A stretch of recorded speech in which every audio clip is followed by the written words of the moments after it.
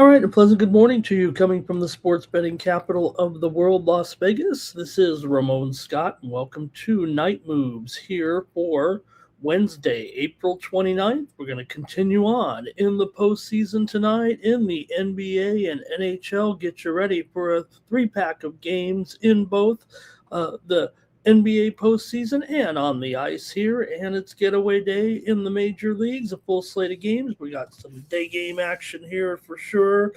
Plenty of day games here, actually. 7 on tap here on Wednesday. So we're going to preview the action. Thanks for joining me here on the show. We'll let some folks come in. We'll recap the games here from the Tuesday night. How did you folks do with your bets on Tuesday? Let's get into it here at the NBA with Philadelphia. What a stunner here over the Boston Celtics. Joel Embiid, 33 points. Tyrese Maxey, 25. Road win for the Celtics. Boston still leads 3-2. No panic here, but Embiid with the big game in his second game back from his appendicitis, pretty strong. I was kind of on Embiid there. Look, it must have been hard to come back the first one, but man, he looked like good old Joel Embiid as the Sixers outscored Boston 28-11 in the fourth quarter. Really bizarre finish there, certainly to the game, as the Celtics couldn't get anything done in the fourth quarter. They were never really able to pull away at all as Philadelphia just kept coming back, but it looks like a domination on the scoreboard there. I was on the under, and even with the 11 points, it didn't help as Philadelphia got the win, and obviously it was 11.5-point dog. So Boston leads 3-2, but we're going back to Philly now, try to even it up in game number 6. All right, it was the New York Knicks over Atlanta, 126-97. The Knicks just continually pulled away. Jalen Brunson, 39 points in that one. The Knicks lead the series 3-2. He also had 8 assists. The Knicks led 35-22 after the first quarter. They shot 57% from the floor. Hey, we did have a winner here on Night Moves in that one. We were on the Knicks laying the points here against Atlanta, kind of exposed them a little bit. I thought Atlanta's young players are still pretty good, but look, the way we called it here on the show yesterday, right, said, hey, Atlanta would be hard-pressed to score 100 points in this one. You can go back and rewind it. And I didn't expect, though, the Knicks maybe to get 126. And the blowout win, Knicks can win it here next game on the road in Atlanta. We'll see what happens with the next one here between those two. Also, it was San Antonio Spurs over Portland, 114-95. De'Aaron Fox, 21 points, 9 assists in that one. San Antonio jumped out to a 17-2 lead. They had a 23-point lead in there, 6 in double figures. Portland could just hit 35%. Series over. Rest time for the Spurs as they will advance in the NBA playoffs here by eliminating Portland. I'm still going to give Portland a passing grade this season for their improvement. Obviously going to want a little bit more, but we'll see. Portland obviously moving on, waiting the winner of the series between the Denver Nuggets and the Timberwolves. We'll talk about the games here tonight, but a good strong win for Wemby and the Spurs in that one. How about Wemby's dad hanging out at the game there? Man, what a proud dad he must be. All right, I want to say hello to some folks here. We'll let a few more people come into the chat here right now. Hope we're on the air here.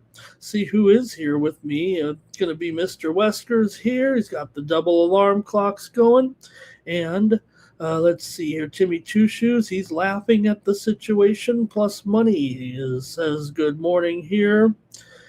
And let's see, Mr. Wesker's also talking about the Pirates betters were dead. Let's see what we got there.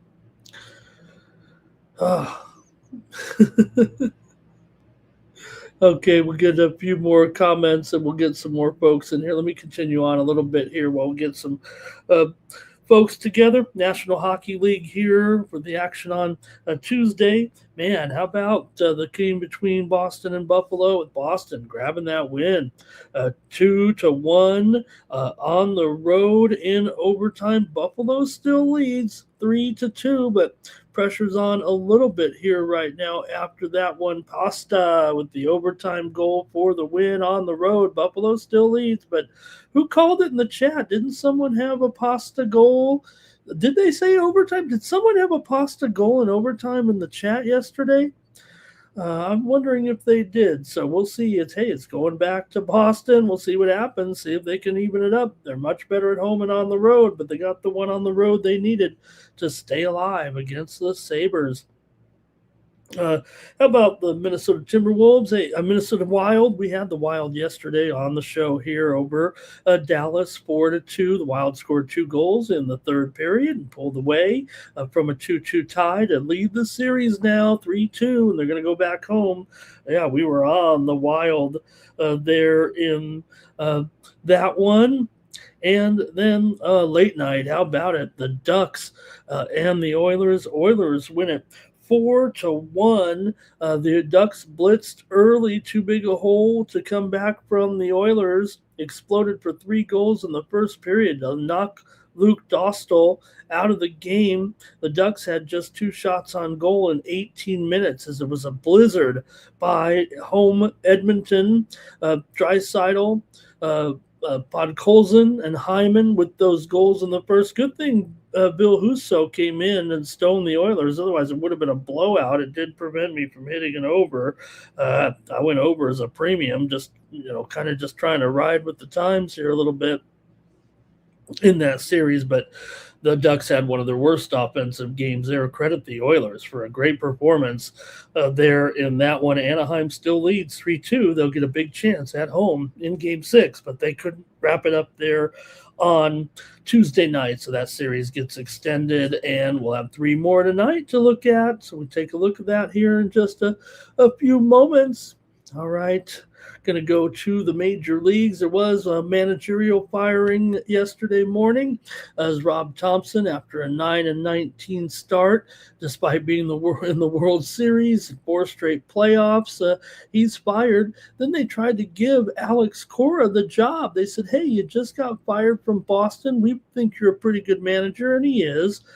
But he rejected their offer to come take the Phillies job. What a bizarre situation. He gets fired, then invited to come take the Phillies job right away. The Bo Sox owe him $13 million still.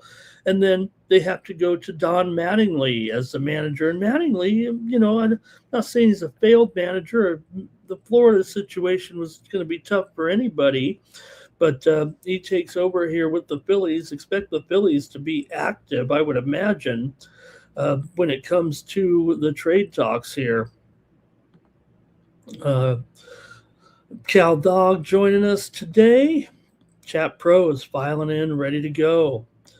All right, one quick look here. We're almost ready to go. I think we got almost enough people in to get the show fired up. But let me look quickly at Major League Baseball here on Tuesday night. We did have some night moves winners here that I can go over, including the New York Mets, as they clobbered the Nationals there and got back on track, at least for one night, 8-0, as the Mets win and roll.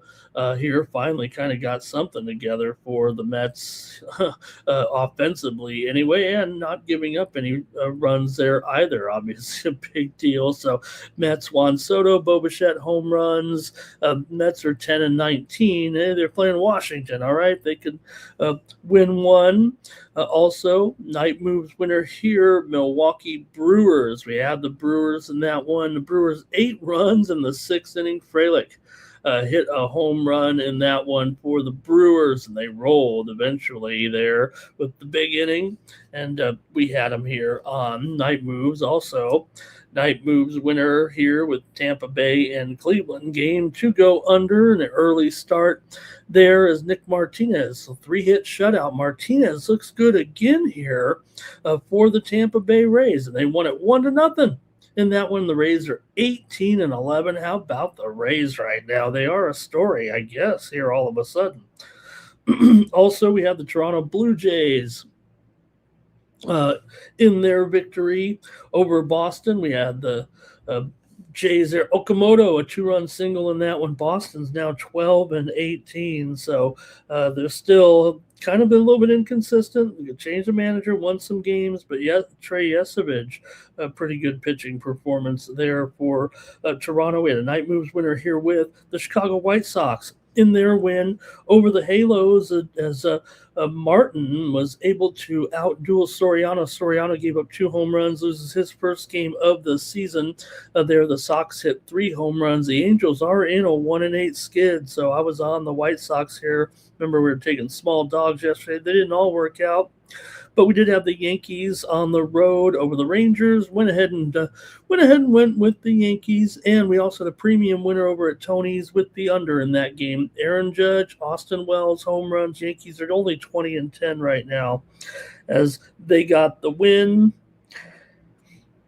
And also the last one here, night moves winner Detroit and Atlanta game to go under yesterday. We had that one with the Ozzie Albies, a 2-run home run, but in the end it was an under for us in the 5-2 victory for Atlanta. Atlanta 21-19.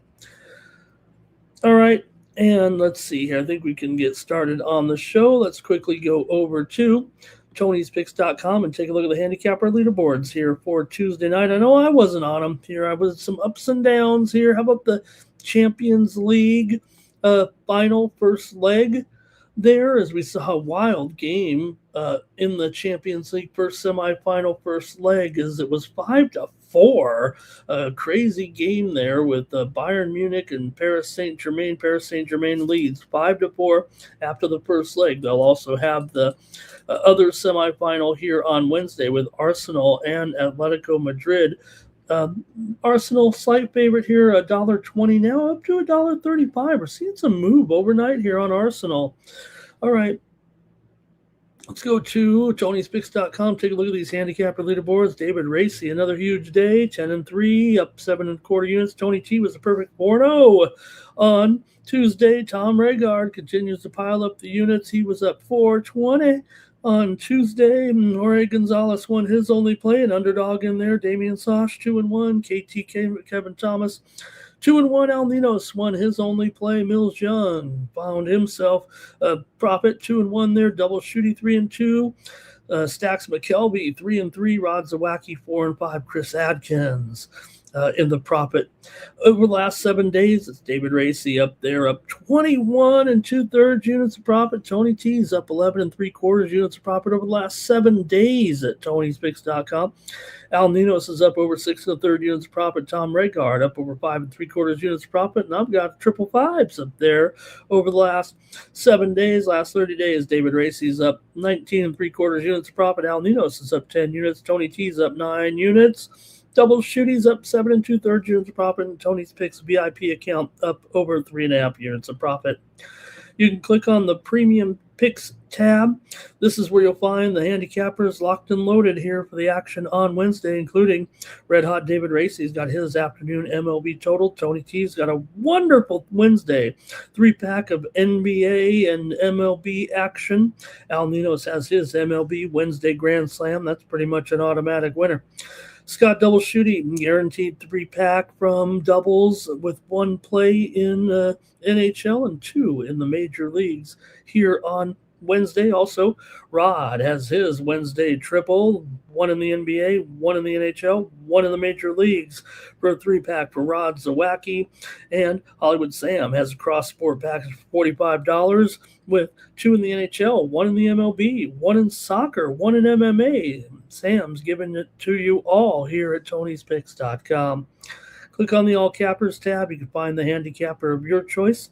Click on their handicapper profile page, and that's how you get signed up. I'm ready to go here. I've been rolling okay here last 7 days, up 5.5 units. You can see all the sports that I have a profit in here this season. A little bit ups and downs here. Did have some winners, including Jeremy Grant. I took him under his PRA for 15.5. Also, I had the Yankees and the Rangers game to go under here, but couldn't find the profit there.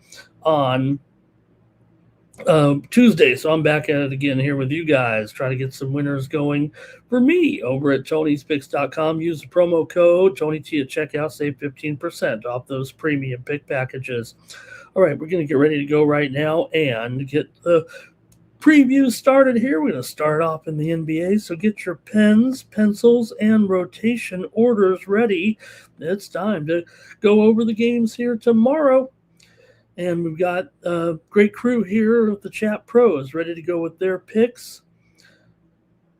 And I think, would we see some talking? That was a wild game they're talking about a little bit in the chat. I don't know if I can put too much of it up there on the screen. Okay, here we go. Start off here in the NBA tonight with the Magic on the road taking on the Pistons. Pistons are still favored by 10 here, despite being down 3-1 in the series. Orlando's bullied them a little bit, and then just a better team here right now than the Pistons. If you look at a man for man, you'd almost take the Magic here a little bit. I'm going to take the Magic, but just overall as a team right now, the Magic definitely has had a little bit of a different road here to get to this point, right? But it hasn't bothered them one bit. They've won the last 2 games here in the series and knocked off the Pistons 113-105 at home. They did beat them also at 94-88 to grab their 2 home games here. Back on the road here. Now the Pistons did win game 2, 98-83 after Orlando had won game 1, of course, 112-101. So, it feels like, it's tough. Pistons don't want to be that 1 seed that loses here, but right now their backs are to the wall. How will they handle it here on Wednesday as a 10-point favorite? I mean, this is going to be hard enough for them to win the game, it seems like.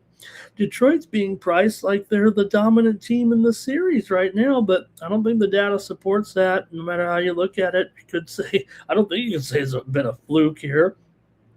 3 of the 4 games have gone under here so far. Orlando's 4-1 against the spread in their last 5, dating back to their last game of the regular season when they beat up, or in the play-in, remember, when they beat Charlotte. And this line seems to be inflated by maybe the expectation of a closeout here. Come on, getting 10 points. Yeah, they might not win. They might have to go back home and see if they can wrap it up. Pistons could still win 3 straight games. It's very hard to do in the NBA, but the Pistons also just 1-4 ATS in their last 5, and they didn't cover in their season finale. So I think Orlando's half-court defense has figured this team out. I think it becomes a deliberate pace. I already said, we talked about the ugliness of the games a little bit, how we were on the under in a few of these games. So, look, it might be that Detroit's desperate need to win this game could allow them to maybe get the spread here. It feels like they can still win this game. They're going to have tremendous pressure on them to do so right now, but I think it points to a game where Detroit's going to have to make it a grind-out game here. Orlando's gone under in 7 of their last 8 coming in. Detroit's gone under in 4 of their last 6. The matchup itself has obviously been slow with physical half-court style of possessions. That's what we've seen so far in this series. 2 of the 4 games where both teams scored, is basically 95 to 85 or something like that, right? We've had 2 of those games so far, and with the pressure on here in Game 5, I think we get that type of game here in Detroit. So, look, Orlando's offensive ceiling is limited on the road. Detroit, despite that talent, does seem like Orlando's bringing just as much talent on the floor, and I think that hasn't consistently allowed Detroit to push the pace because they're finding that Orlando is a physical team. We talked about their defense a little bit when they were having that surge there in the regular season that helped them, secure their spot. So I think with the elimination pressure, I think you'll expect longer possessions, and I'm going to take the under as my official play here. At 10, look, I think you got to go back to Orlando here, but officially, I'm going to take the under here as the night moves play.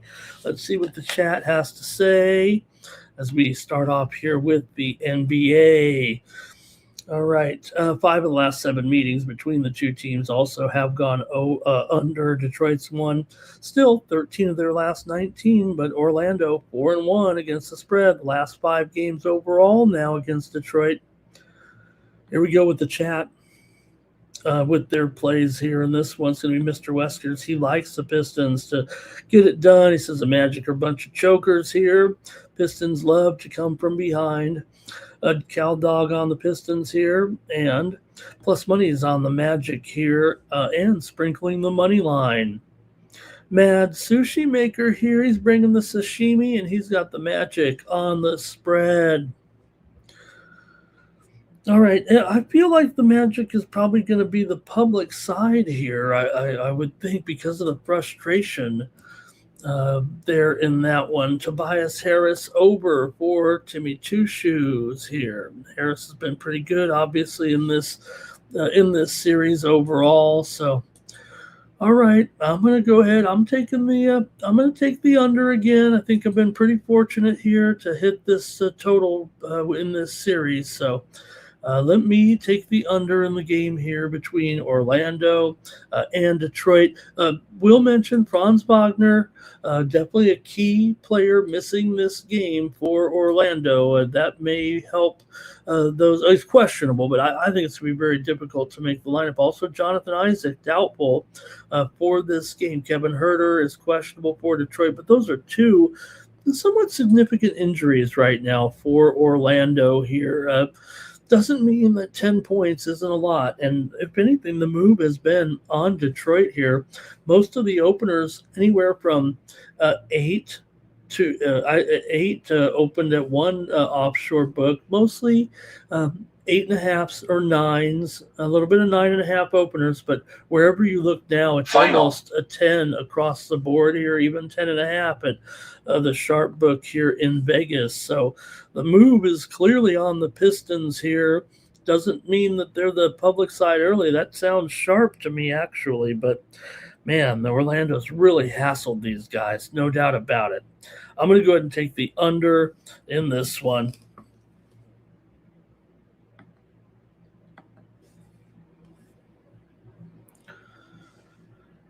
Okay, next up, the Raptors are on the road taking on the Cavs. The Cavs are favored by 8.5 here. Total 216, maybe dipping a little bit here, maybe a little 215.5. Although it does appear that the move has been to the over a little bit here. One book opened it kind of way off, but see what you're going to do here in this one with the Toronto Raptors. Maybe they figured something out, winning the last two games here against the Cavaliers and made it a tough series here, right?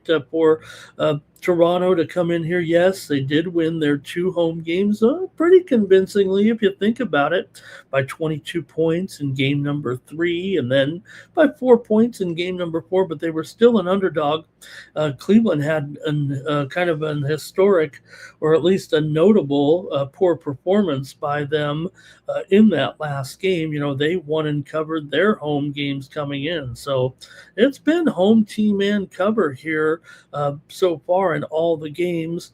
The totals have alternated right now from over, under, and now we're back here in game number 5, series tied here at 2 apiece. So let's see what you're going to do here in this one with the Raptors taking on the Cavs here tonight.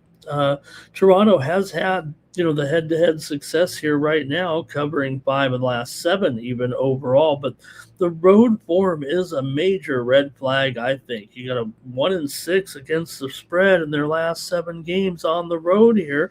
Cleveland has won 6 straight at home. They tend to dictate the pace, I think, a little bit, even though the games here at home went over in the first one, 126 to 113, and then 115 to 105 in game number 2.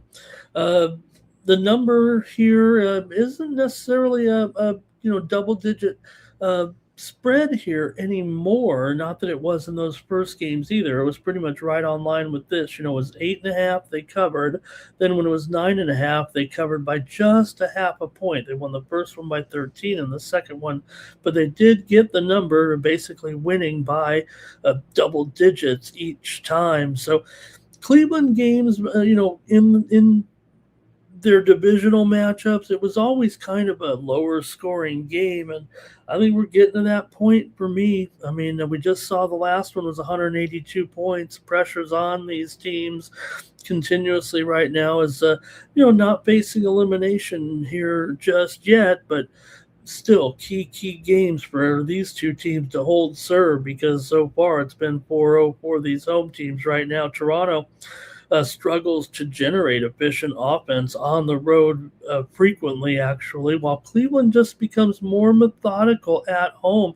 If Cleveland can get through this series, I mean, they have the experience to, take on the likes of, the other teams in the Eastern Conference, particularly here, obviously, if they were to move on, to take on the Magic. I mean, I don't want to say it like that, but the Pistons could still come back. I'm not saying that's an easy road at all. The Magic have done a nice job, but I think the matchup's a little bit different. They're Cleveland matching up against Orlando, could find themselves a ticket to the conference finals. But hey, that's another time. Got to win this series first, and Toronto's alive here, no doubt about it. So let's see what you guys want to do here in this one. I just think we're going to get that same type of game as last time. The score hit real low. I'm going to take another under here on the show because that's the way I feel like with the series tied, every possession magnified. Give me the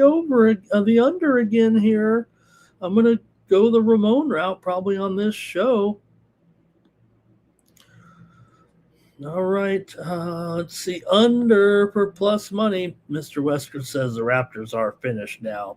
Cal Dog here on the Cavs. Harden can't choke like he usually does, says Mr. Weskers. He says if it's more than 24, it's a wrap. Let's see here. Mr. Wesker says you don't worry about Mitchell, but like you do Harden. Mitchell will get his. Timmy Two Shoes says Harden here to get 3 threes and 7 assists for plus 175. Andre likes the Cavaliers on the money line, and he also likes Jared Allen to get a double-double here.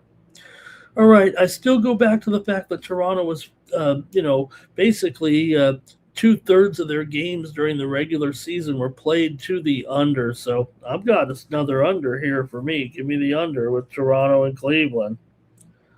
Under City for me.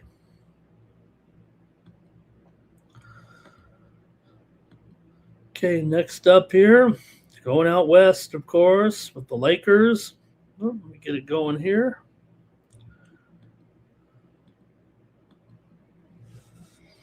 All right, the Lakers and the Rockets here. The injuries are the big news coming into this one, with the KD going to miss the game, so it's allowed the Lakers spread to grow here a little bit. Lakers might get away without having to use Luka Doncic. Not that he's necessarily ready. There doesn't seem to be any indication that they're rushing him along here, but Austin Reeves is still questionable, but he might be trending on the side of returning in the game here. And like I said, Durant out. I know we're critical of Durant missing another game here. He only missed 4 games during the regular season. This is the 4th game he's missed in the playoffs. It's easy to pick on KD. He sets himself up pretty good to get picked on.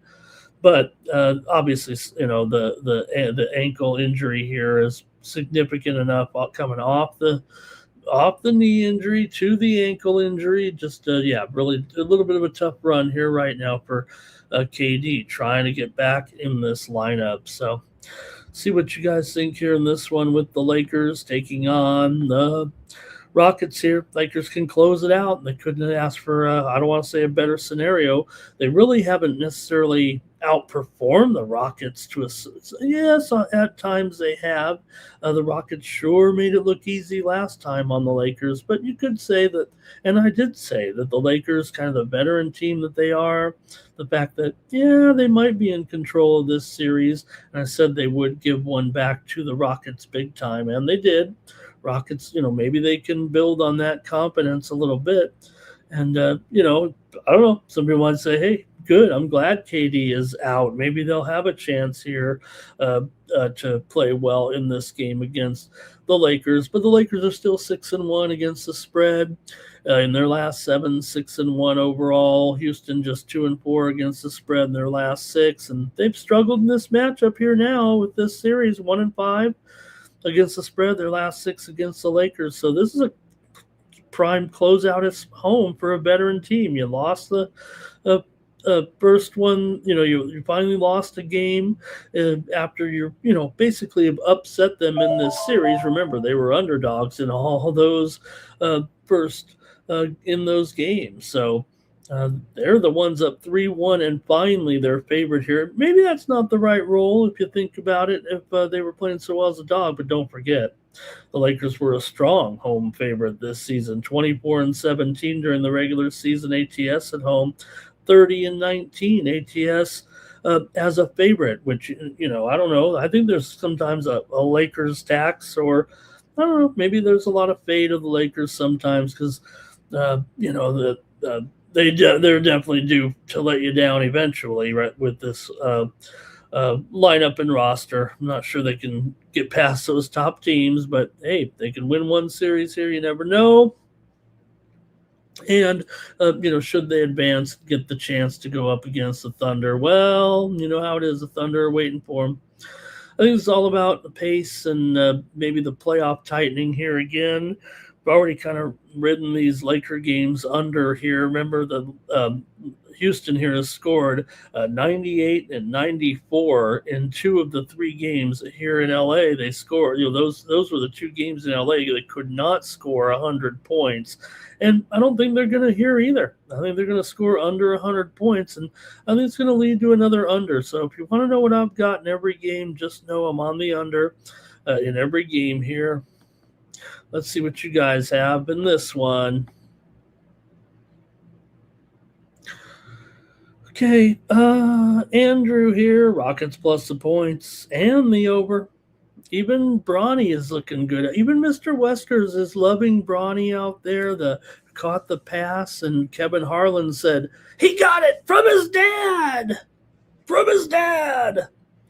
But even Bronny is looking stylish out there with low reverse layup on the pass.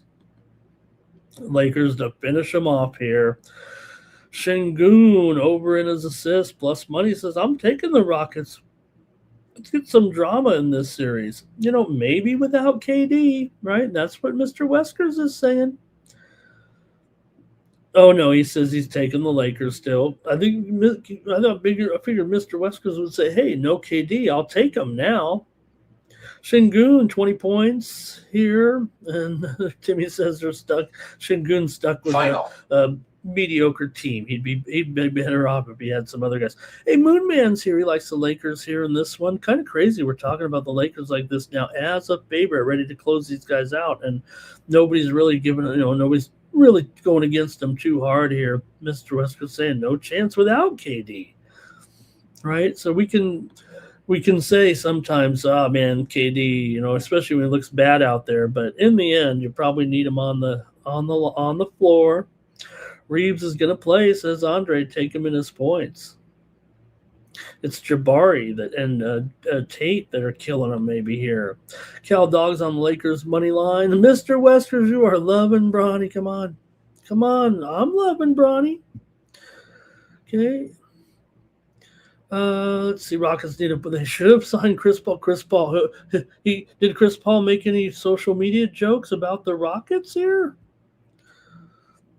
Şengün not great on D. He has had some problems there. Thompson to get 18 plus, says Andre. and they do play better with KD. We can, it's just sets himself up to be such an easy target. I have burner counts by accident. Um, because I made some, like sometimes I sign into the wrong account. I'm just like, okay, I'm talking to like this guy now. I'm this guy. All right, that's it. I'm going to take the under in all three games, but I think you can hear what I'm saying about the Lakers here, and I'm already putting them in the series against the Thunder. So maybe they won't cover the number, but I think they probably will. I'm going to take the under though as my official play in all three games. How about that? In typical Ramon fashion. Let's go under in all the games as the pressure tightens here tonight. Right, Mr. Weskers has a conspiracy theory when it comes to the injury bug. Andre says he likes Eason to go over there. I think Eason already killed me in one game where I tried to play I think I tried to play him on an over, and he ended up disappointing there. All right. I think that's it. Let's go to the ice, shall we? Got a nice card here in the NHL. Some hot games and hot results that we need here. Let's go to it. Montreal Canadiens are on the road here, taking on the Lightning. The series is tied at 2. The teams finished both with 106 points in the regular season, and we haven't been able to decide it yet. The Lightning are favored now. Maybe this is a little bit more reasonable at $1.65. Wasn't it like $1.80 before we were on? Still don't want to trust a home favorite laying this kind of price. I mean, it does feel like these games can go either way with these two teams right now. They're just so close. They've alternated wins and losses. Each team has a win on each other's home ice, and they also won a game at home on home ice. Montreal won the first one at Tampa Bay. Then Tampa Bay won at home. Then Montreal came home and won before they lost. The last 3 games in this series has been 3-2. The first game was 4-3. Wow, I mean it's hard to, because it does feel like maybe I know I got burned on one of the totals over in this game, but I think it deserves to be a little 5.5 there now, doesn't it? 3 of the 4 games going under so far here. So let's see what you have here in this one right now with the Lightning taking on the Canadiens here. The Lightning are back home and they're favored $1.65, but is still, I think the market might be pricing him as a typical home favorite, but this matchup is tighter than that. I mean, Montreal's been in elite form, 13-5 the last 18. They're on a 7-2 road run as well. They've had recent success in the head-to-head here a little bit, but before we've gotten to this stage, with the 2-2. But still, you go back in Tampa's long-term home dominance in this series now, 16-4.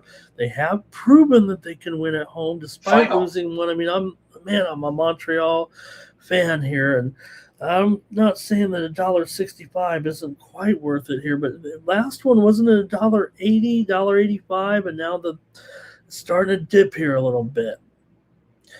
Both teams trending heavily to the under right now, so we're going to get another controlled game. Maybe it's a slight edge to Tampa at home, but not enough to justify maybe still even $1.65.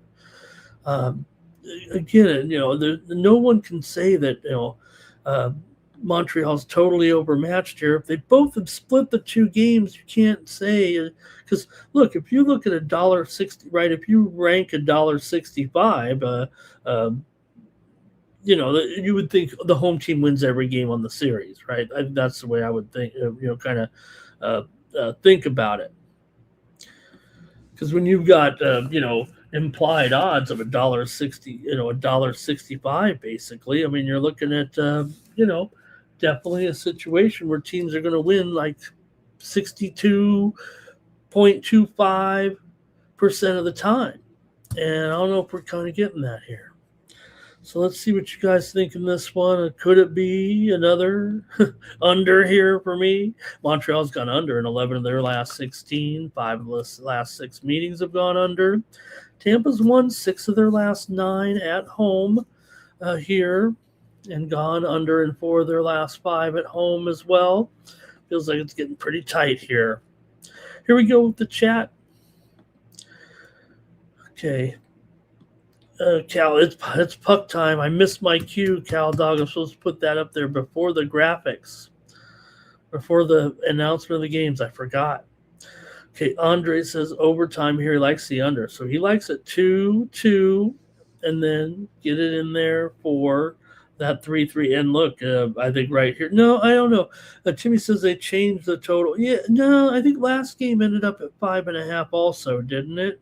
But remember, at the beginning of this, we've already had 2, I would say, kind of, and, they molds it down to a little bit of 6 over in that last, but really 2 6.5s, a 6, and now we're down to 5.5 after the last one went under at a 5.5 with those 3 straight 3-2 games. So does kind of make it tough because obviously a 3-2 can easily be 4-2 with the empty netter as well, plus money. Is he on the Canadians?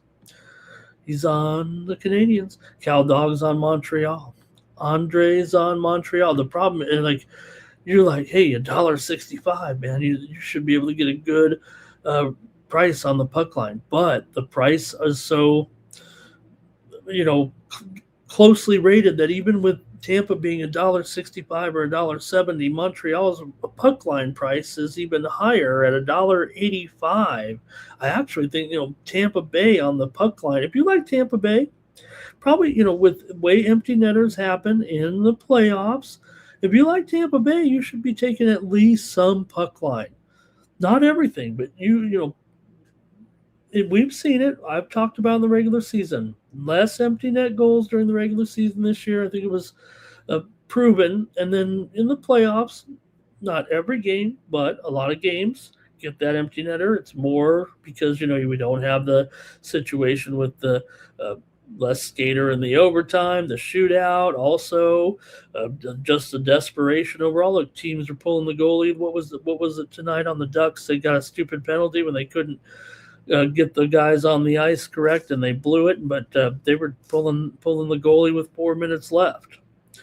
So if you do like the Lightning, I really do think you're supposed to at least put some money on that puck line. Maybe not enough to cost you the profit overall, but okay. Well, hey, 3 straight 3-2 games. I'm going to go with the under in this one. I've got all unders on the show. Why do I even do a show? Here's Moon Man. He likes Montreal in this one. And, even this one, even if it had 6 under, what was probably going to be like 6 under, it might be like 6 under 75. I'd probably do that myself. I'm, as conservative as I can be. Okay, Slavkovsky for an anytime goal here for Tim. He's looked good out there. And here's Andre, likes under 1.5 in the first period. Timmy Chushu says, take Montreal. Take all the hockey games to go overtime tonight. It's not a bad call. Even the $1.65. I mean, and you're going to get a better price as well. Okay, Timmy says Suzuki, Caulfield, and oh man, I don't think Timmy's got it under. I don't think. I mean, someone's got to get the points, but that obviously could even be just 2 goals right there only. But I think when you're pulling multiple names for points, you're probably figuring a little bit higher score. Okay. All right, Timmy's got Mosier here. Anytime goal for the defenseman. Only Bands is here. Hello to Only Bands today. All right, I'm on another under here. 3-2, probably be the final here in this one. Maybe be 2-2, and then maybe they go to overtime in this one. That's also another reason why there's a little bit of, the value isn't totally out the window. Okay, give me the under here with this matchup. Man, I gotta pick a side. I gotta pick a side. Choose a side. All right, I'm pick a side here. I'll tell you that right now. Pittsburgh at Philadelphia in this one. Philadelphia now all of a sudden, two in a row. I got an itch on my neck. Careful here. It does feel like things are kind of slipping all of a sudden for Philadelphia. Good thing they're at home here in game number 6. This is going to give them their best chance, but uh, I'd be worried. I'm worried right now. I'm worried right now, and I think we're going to see. This is going to be my upset. Hardly an upset. Remember, I was saying early in this series, how can it be only $1.15? And that's when Philadelphia was winning this series. I'm not saying I've been right because I took the Flyers to close it out, and they didn't. But I didn't like what I saw in that last game, and I'm moving back to Pittsburgh here in this game. Um, off the 2 wins. Maybe I'm skewed. Maybe I'm jaded after seeing the back-to-back wins in the series here for the Penguins, including the road win 4-2, and then coming back and following it up with the 3-2 victory at home there and holding them to 2 goals. I'm going to the Penguins here in this one. Maybe I'm supposed to be zigging when I'm zagging, or vice versa, but I want to go to Pittsburgh in this game on the road here on Wednesday night. Uh, this is a form driven game, it feels like right now. I know the Flyers, if you look at their numbers here, long term, medium term here, 9-3 in their last 12, 4-1 at home. Pittsburgh has been bad. They were on that losing streak, but feels like they've been resurgent here with a little bit of confidence right now. And I don't mind here if you know, if Philadelphia wants to turn it up here, I think the Flyers can keep control, and or the Penguins can keep control. If the Flyers want to play a little bit faster, look, their wins were the 5-2 game. I'm thinking of that they won at home here. Yes, Pittsburgh did win 4-2, but just notice that the two winning teams in the games in Philadelphia scored 4 goals and 5 goals here. So I'm not saying this is necessarily an over here right now, but Pittsburgh, remember, over in 11 of their last 13 games. They're the team playing well right this second.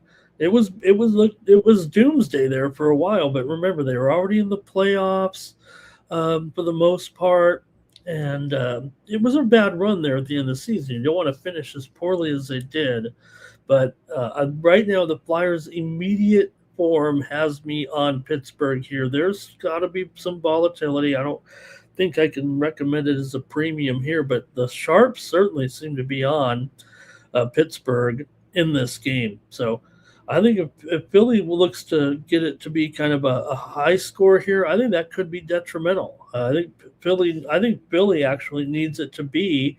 They won the first game 3-0. That's maybe when Pittsburgh was looking pretty coming into the playoffs without a lot of confidence. They had some losses in there. So let's see what you think here. I'm going to Pittsburgh in this one. All right, and I'll just, if I eat it, I eat it. Let's see what you guys have. It's Pittsburgh puck line for Andre. Moonman says the Flyers do want to end it here. This is the one. I mean, right, you're at home here right now. You're up 3-2. This is the one you pretty much got to do it here, I think, right? How about Martone?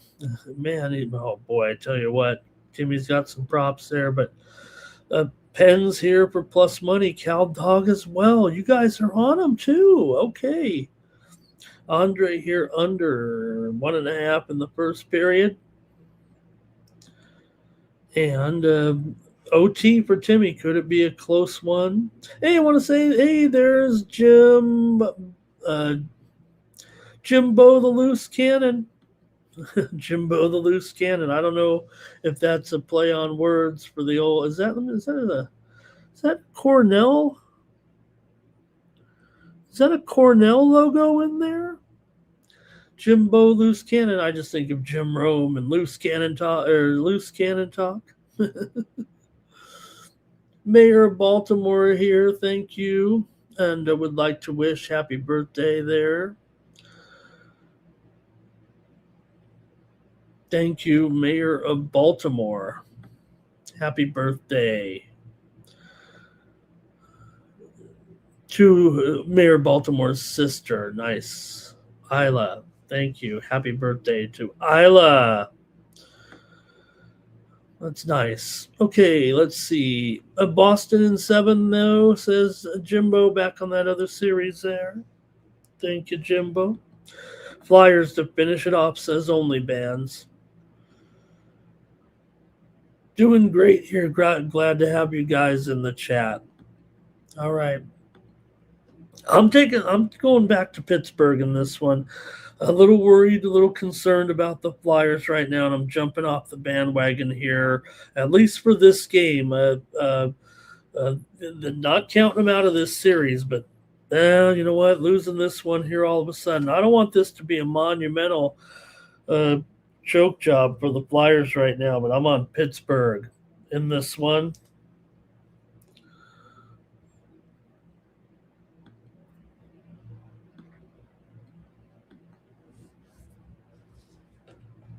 All right, and finally, the Golden Knights at home against the Mammoth here. And, man, we've seen the Mammoth have their moments. The Golden Knights have had their moments as well. Golden Knights won the last one to even up the series, won it on the road, 5-4, wild game there in overtime. So they were able to snap the 2-game winning streak of Utah. Vegas won the opener, 4-2 at home. Then Utah came back with a road win and then a home win, and then Vegas gets the road win. So this has been kind of wild here for sure. And I think there's been plenty of goals if you think about it.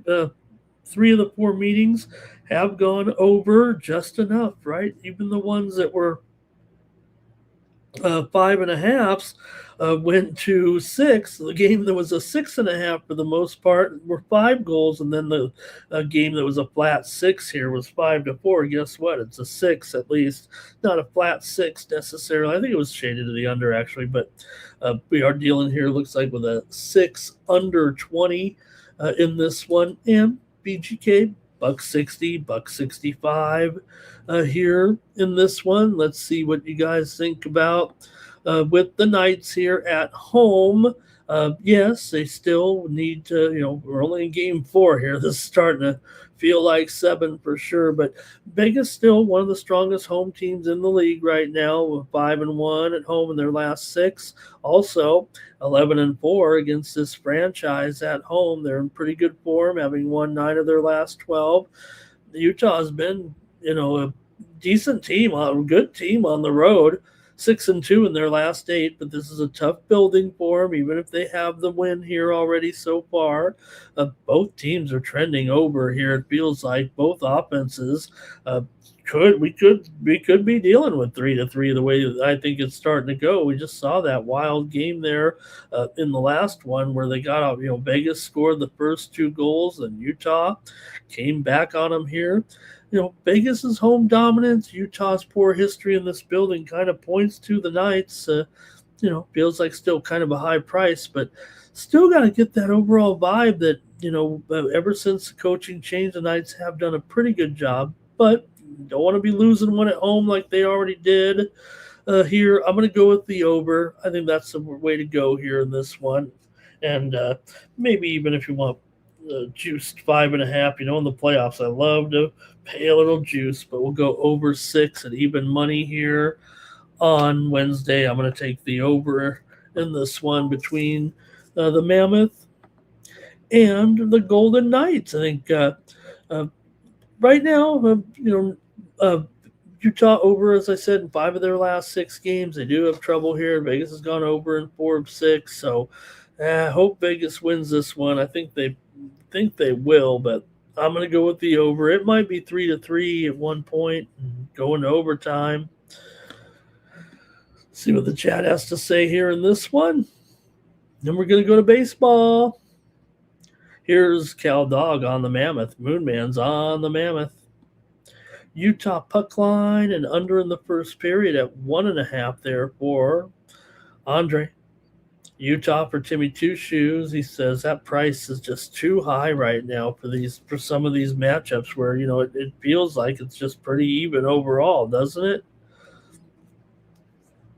Vegas is a pretty substantial favorite for a team that Final. has not really putting this team away here right now. So I'm going over in this one. Look, if the 5.5 over at minus 150, like I said, you want to be sure in these games, and they're so close to the vest. Unlike the regular season where the volatility kind of helps you sometimes. These are more likely to be, like we always say, right? It's going to be 5, 6, or 7. Well, in the playoffs, maybe it's 4, 5, or 6. All right. Where's the pizza? Says Mr. Westers. We could use some pizza right now. All right. Let's get ready to go over to the major leagues here. We got a 15-game card, so stick around. We're going to be here at least for another 45 minutes talking Major League Baseball on Getaway Day for several teams here. Also, here tonight, we got, let me get the graphics going here. We got some great tennis action. How about the upset yesterday? Man, great. We got some great matches coming up in Madrid here on Wednesday. But, man, could you believe that Haley Baptiste knocked off Arina Sabalenka and saved 6 match points in that match down there in the tiebreaker with an incredible performance by Baptiste. 2-6, 6-2, 7-6 to win the quarterfinals. Saved 6 match points, the number 30 seed, to stop Sabalenka's 15-match winning streak. So, look, Haley Baptiste is a rising star and a rising talent, and you got to have, to beat Sabalenka, you have to be just as physical. It seems, tennis like finesse, but on the clay, and man, she was, really winning those winners, getting those winners in that tiebreaker there in the third set, the 30th seeded player in the tournament, and Haley Baptiste, but she's very young, and it's probably feels like she's going to be a star. She would have beat Iga. She would have beat anybody out there today. All right, today on the ladies' side, Pliskova and Potapova, and also Kostyuk and Noskova. Over on the men's side, Sinner and red-hot Rafael Jodar, but probably it for Jodar there, and Arthur Fees and Yuri Lechka. Fees has been looking pretty good too. So got some good matches over there today in Madrid. Okay, let's go to the baseball here right now. And there it is. Okay. There we go. There we go. Okay, we got daytime action here to talk about for Wednesday. Let's start it off.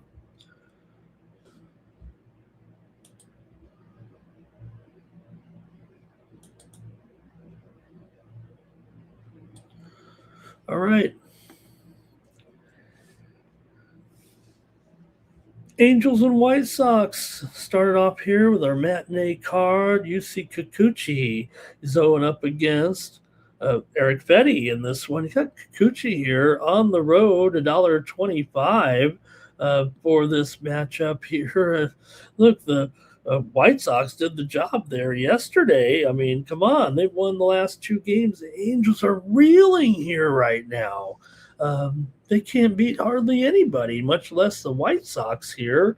I think the form and the series situation right now, the White Sox picking up a little steam here, not literally steam, but just in general.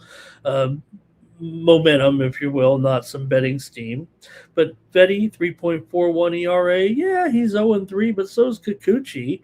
He's 0-3 with a 6.2 ERA right now. Angels have lost 5 straight and 6 of their last 7 on the road. The White Sox have won 6 of their last 9. Coming in this one, Angels have gone over in 5 of their last 6. The White Sox have been going over here for about 30 games here now this season, right? Have they played 30 yet? Yeah. 30 games this season. They're 18-12 to the over, although 11-5 to the over on the road. At home, the games have been a little bit more under control, but the Angels are 12-7 to the over on the road here. Both bullpens are bottom tier. Was just 5-2, but again, remember yesterday was Soriano in the matchup there against Davis Martin with two pretty decent starting pitchers. Kikuchi and Fetty, while, in this matchup, those guys might be serviceable. Obviously, they're not the best if they were going up against some non-cellar dweller teams. I mean, these are basically two of the worst teams in the league, unfortunately, even though the White Sox are doing a pretty nice job here right now. The American League West is absolutely atrocious. I mean, look at the records of the teams in the American League West. You've got the A's are they're all 500 at the top. The three, right? The A's are 15-14. Seattle's 15-16. I think Texas 14-16. I'm not going to look at the standings right this second, but the Angels are 12-19, and Houston's 11-19. These teams are so bad right now. So, the White Sox aren't much better over there in the Central, but the Central is a little bit better. Got some better teams, it feels like here. So the risk is the Angels' cold offense on this trip. I mean, they've had some struggles here for sure in some of these games, and even the games they do score runs, they can't stop the other team. They've given up on the road here. These last few games on this road trip, 12-11 to Kansas City, 8 to the White Sox here. They blew the lead there yesterday in this one. So, man, you gotta. I'm gonna go with the over here in this one as my pick. I'm probably gonna be taking the White Sox somewhere down the line here. I mean, I like the White Sox. I know it's a crummy game, so I don't want to get all hyper up like this is the game of the day, but do kind of like the White Sox here. Very reasonable underdog price. Again, these small underdogs, I'm totally into it in the major leagues right now. Okay, I don't know, Mr. Weskers. I'm not ready to go there just yet with the White Sox. I'm happy that we can get them at a good price, at a good underdog price at home against a team that is reeling right now. Timmy for the over as well. Cal Dog likes the White Sox. Moonman's going to take it over. And Timmy says Kikuchi is not very good. And oops, don't put that on the screen. Okay. Kikuchi feels like we should have I don't want to say any of those female singers. Okay, White Sox won as home dogs. Give me him one more time, says Jermaine here. And that's it. Let's move on. We don't want to dwell on that game too long. I want to say hello to Elevator Has Guide Rail. I can't believe Elevator Has Guide Rail is here wishing us good morning. Can you believe this? Elevator Has Guide Rail is here. I would think it'd be an escalator that'd have the guide rail, but sometimes you need a guide rail in the elevator too. Timmy's going to hammer the White Sox plus 2.5. Wow, that must be a stiff price, but hey, probably be a winner. Next up, look at this Rays here in the Guardians with Rasmussen and Williams. The score was just 1-0 yesterday. I'd be lucky if they get any more runs than that here today. Drew Rasmussen, 2.45 ERA and a 2-0 record so far. Tampa's on fire. Cleveland's not. Doesn't feel like Cleveland's an awful club here, but they've lost 4 in a row here right now, including the first 2 here to Tampa Bay, who's coming in here on a winning streak, man. They took care of business with the Twins, and they just keep rolling at 18-11 right now. 10-7 on the road, 8-5 as an underdog. Cleveland doing okay, like I said, they're 15-16, probably underachieving here a little bit right now. 8-7 as a home favorite so far. So see what you got here in this one. The Rays taking on the Guardians here. Afternoon game here on getaway day. Rasmussen has a cleaner profile for sure. He's got just a .74 whip, 26% K rate, just 4% on the walks here. Tampa has a shaky bullpen, but Rasmussen works strong and deep. He's definitely a high quality starter. So Rays are playable here. I would think here they got the 1-0 win there yesterday. Impressive there. Basically, if you follow me, we were on the Rays and the under Don't remember what was it we had on the show here. We had the under on the show here, but I was on another show or two touting the Rays to keep it going. Probably will do so here too. And as an underdog, I like the Rays in this one. Give me the Rays here again. I'm going to keep taking them into here.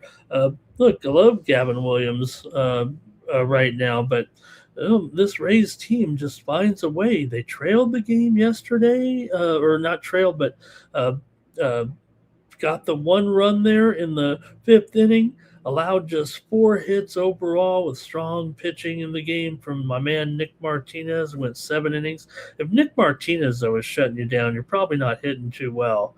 Even though let's not kid, he's been pretty good this season, the veteran. All right, I'm on the Rays here. How about the chat?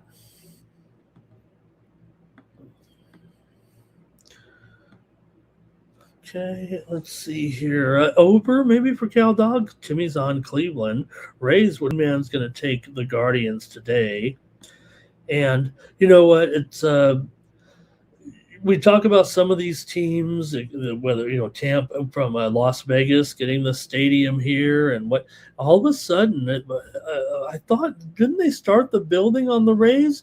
They said it's going to fall through here right now. You know what's going to happen? The Rays are going to get stuck in the Trop forever. We realize the glory of the Trop. I think when you look at it, when all's said and done, they just put all that money back into the Trop to save it for this year, and now I got to look in more into the story, but there's something with the potential Tampa Bay Rays new stadium, and you know what? They're going to get stuck playing in the Trop. Going to get stuck there forever, and it's a secret advantage. Too bad the fans, they do show up when it matters, I think. But all right, that is awesome, elevator. Elevator enthusiast. What are some of the great elevators if you think about it? Elevator has guide rail. What about the St. Louis Arch? Tell me about the elevator in the elevator system. I would think that would be a very unique elevator. I've looked into it a little bit. I'm trying to remember how it goes. Do you have to get into like a series of elevators, or is there one that kind of is able to go, or a couple that go up I'm sure Elevator has guide rails, knows what I'm talking about. I don't know what I'm talking about, but I know it's something. I know there's something about the St. Louis Arch and how to get to the top and the elevators in there. Okay, Guardians win just because. Williams said, Mr. Westwood said, Williams P goes 6 or 7. I don't think the Rays can touch him. There's no doubt. Gavin Williams, we're dealing with, two high-quality starters. I failed to mention Gavin Williams and his great numbers, 3.28 and a 4-1 record here and a 1.09 ERA, just to be fair. But I just think the Rays are so clutch. I think we're going to get a pitcher's duel again in a low-scoring game, you guys. Come on. You just saw 1-0, and we know sometimes these games with the Rays, look at what these teams are doing to the under here with the, right now. You got Cleveland 6-9 to the under at home. The Rays are an over team for sure, but right now they're going under and they're on the road. So let's see. Cleveland bats will wake up for this one. And let's see. Okay, there it is. Mr. Westcoast has done it. He has done the arch. Okay. All right, I guess I'm on the Rays here in this one. Next up, the Seattle Mariners are on the road taking on the Minnesota Twins. And a pretty interesting matchup here with Kirby on the mound here for the Mariners and Taj Bradley for the Twins here. Bradley, a 2.91 ERA, 3-1 record. He's been solid. George Kirby's been solid. 2.97 ERA and a 4-2 record here. So good pitching matchup, it feels like to me right now between these two. And yeah, Seattle's a favorite on the road. They're starting to play a lot better all of a sudden. They're 14-16 now. Minnesota's definitely having plenty of woes, especially offensively here. They've been, dropping games here of late, kind of going the other direction as Seattle's heating up. We may call them fraudulent a little bit in the chat, but they're in a matchup here where they should be better than this Minnesota team right now. There are going to be some teams that they're just going to be better than. Doesn't give them an automatic win here necessarily, but Kirby's got the better command profile with his 104 whip and only a 6% walk rate. Seattle's won 4 of their last 5 on the road, 5 of their last 6 overall, and Minnesota's lost 6 of 7. I think the trend for the teams does point to the over here. Seattle's gone over in 8 of their last 9 road games at Minnesota, and over in 5 of the last 6 games in this matchup overall. But Minnesota has a bullpen here, ERA 5.13. But I believe, let me look here. Is there some colder temperatures still in this one? Come on, it's going to be May here in a second. Let me see here. I thought I heard about some cold conditions here today. Okay, low 50s. Might be an okay day for baseball. Wind blowing out to right center, 11 miles an hour here with this one. So, look, Seattle's just playing a little better right now, and I'm going to take them as a favorite in this game. I'm going to take them to beat the Twins here on the road. Yeah, I want to take some small dogs. I've been having fun with those. But not in this one, not right now, not with the Twins, not producing here, not showing any fight here, really. And we got Kirby going here. That should be good enough to keep this lineup going here right now. Cal, I made fun of him the other night. He's up to 7 home runs now. It's still only in April here, so they're starting to get along. Luke Raley's starting to click here as well. Rosa Reyna in this Minnesota lineup. You got some bats that have just disappeared here. Buxton did have his moment there in the win the other day, but still in just 229. Bell 235. Clemens hit a home run finally, and $1.94 though. Royce Lewis hitting under 200. Ryan Jeffers has done a nice job. All right, for me, I'm taking the Mariners in this one. Let's see what the chat's doing here. Okay, maybe Timmy's going over here. And Cal Dog gets worried, when you get in those elevators where you gotta clank the chain, like this thing. Boy, I can't believe I'm in this thing. Okay. Jimmy's giving away the secrets there. Only Bands is on the Lakers. Thank you, Only Bands. Okay, Mr. Western says, look, there's no doubt Mariners are, laying some chalk sometimes a little too heavy here. I'm trying them at $1.30 here on the free show. Mr. Western though said maybe you can go with the run line. Is that for Seattle? Maybe under here for Timmy. Look, the teams definitely are trending over, but I do think that with Kirby and Bradley, you should be able to get these guys to, day game here. I'm not saying day games go under, but when you got when you're pitching pretty much the best pitchers on the team, or very, very good pitchers anyway, in the day game on getaway day, a lot of times what happens is it's not so much that, teams don't hit in day games. It's that usually players who need rest or sometimes rest in day games. And that's always going to tick down a little bit. And it's supposed to be built into the line, but is it really? Maybe it is when they finally announce the players out. We don't anticipate which ones are because it's not random, but you know how it is. So-and-so is out of the lineup today. Rest. Okay, Kirby says Timmy says with Kirby on the road here, that's the buy sign on Minnesota.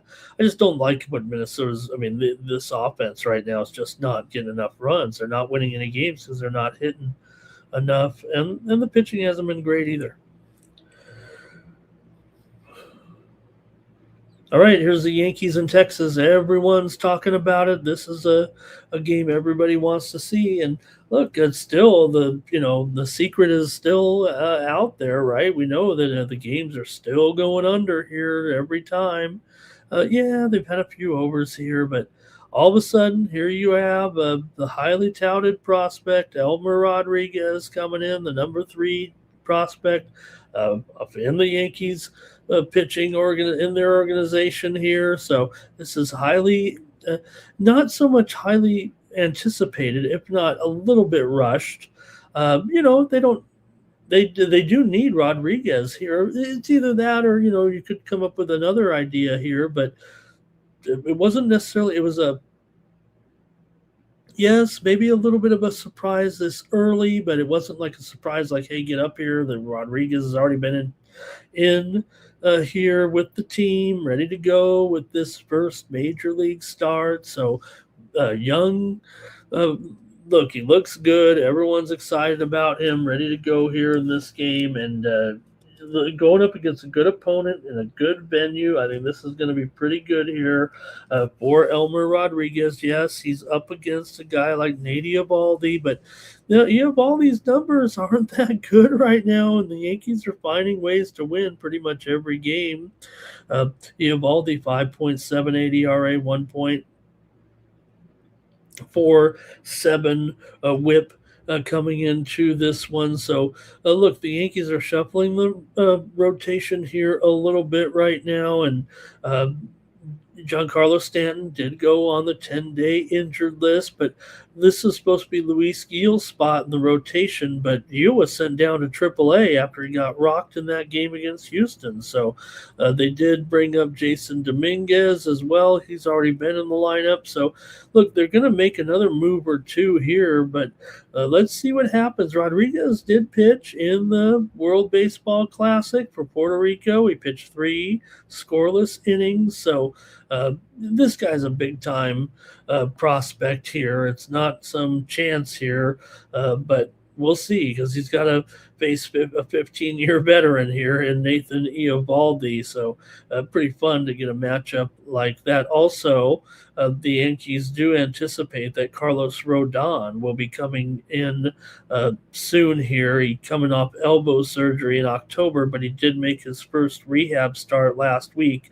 Once Rodon is in here, we'll see where we stand with this young man, but Rodon will be in the rotation as soon as he gets up here right now. So, look, the Yankees decided to put him in front of other potential starters because this was his scheduled start in AAA tonight. New York is off Thursday, so Will Warren starts on Friday at home against Baltimore. So, not ready to go here with Stanton just yet, but this is going to be pretty fun today if you like seeing these top prospects go. Let's see what you have in this one with the Rangers and the Tigers. We'll go to the Rangers and the Yankees. We'll go to the chat here in this one.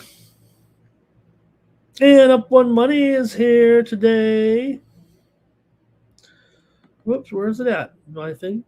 And Mr. West says, who's talking about this game? Is it this game? And Mr. West says, you got to go with the veteran here, Eovaldi, but Up One Money is going to go with the Yankees. And Texas here for Timmy. Eovaldi's got to step up, right? Can he step up? Can he get it going here? Cal Dogs on the Rangers here. And under here for Spy for Andre. Jimmy says Rodon's getting up there, isn't he? Man, it seems like I've actually met Carlos Rodon in a social setting, but that was a long time ago. That's how long it was. It was when he was he was just going to the major leagues. That's how long ago. Or yeah, I think that it was that long ago. Okay. All right, for me in this one here, I'm going with the New York Yankees. I'm going with the Yankees here. They just keep winning. It doesn't matter who's going on out there right now. I'm going with the Yankees here in this one. Up One Money is going with the Yankees.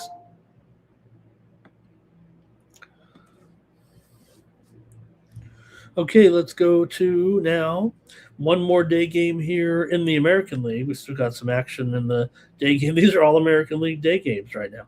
Red Sox taking on the Blue Jays here in this one. For the Red Sox here, Brian Bello with the 9 ERA, the 1-3 record. Eric Lauer comes in here, 6.75 ERA, 1-3 record in this one. Get your gloves. Who says that? Get your gloves. Uh, Boston did lose last time out to end their three-game losing streak as they've lost 3-0 to Toronto. Toronto comes in here having won 3 of 4. Did lose the series opener to Boston 5-0, but Boston's 3-7 as an underdog coming in. Toronto, at home as a favorite here. They've been okay so far this season. Boston really with some ups and downs right now with everything going on. We'll see, how they can try to fix this.